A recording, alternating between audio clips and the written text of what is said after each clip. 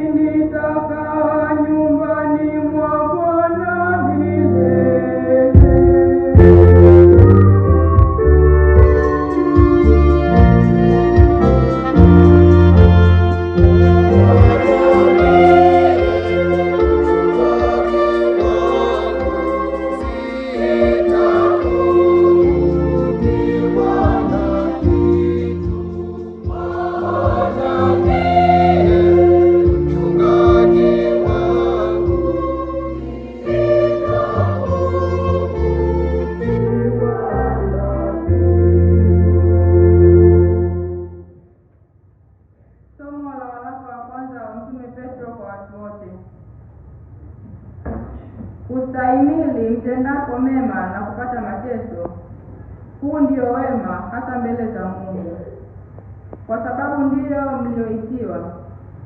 Maana Kristo naye aliteswa kwa ajili yenu, akawaachia kielelezo mfuate nyayo zake. Yeye hakutenda dhambi, wala hila haikuonekana kinywani mwake.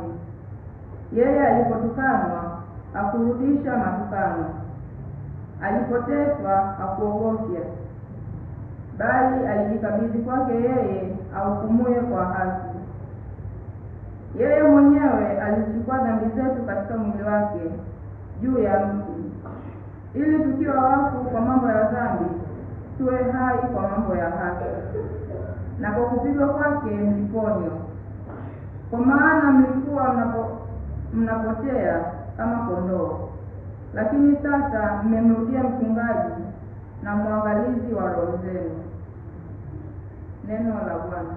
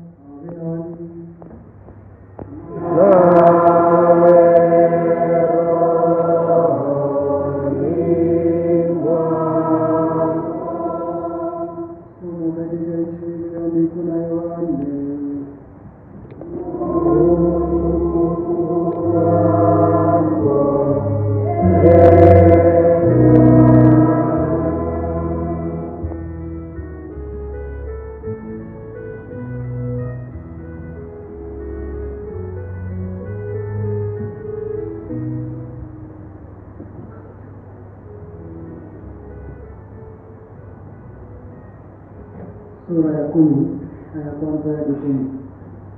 Yesu aliwaambia Wayahudi, Amin nawaambieni, yeye asiingia mlangoni katika zizi la kondoo, lakini akwea penginepo, huyo ni mwizi naye ni mnyang'anyi. Aingiaye mlangoni ni mchungaji wa kondoo. Bawabu humfungulia huyo, na kondoo humsikia sauti yake. Yeye huwaita kondoo wake kwa majina yao na kuwapeleka nje. Yeye awatoapo nje kondoo wake wote huwatangulia, na wale kondoo humfuata, kwa maana wajua sauti yake. Mgeni hawatamfuata kabisa, bali watamkimbia, kwa maana hawazijui sauti za wageni. Mtania Yesu aliwaambia, lakini wao hawakuelewa na mambo hayo aliyowaambia. nawaambia tena, nawaambieni, mimi ndimi mlango wa kondoo. Wote walionitangulia ni wewe na waneleni, lakini kondoo hawakuwasikia. Mimi ndimi mlango. Mtu akiingia kwa mimi ataokoka, ataingia na kutoka, naye atapata malisho. Wewe haji ila aibe na kuchinja na kuharibu. Mimi nalikuja ili wawe na uzima, kisha wawe na tena. Neno la Bwana. Sifa kwako, Kristo.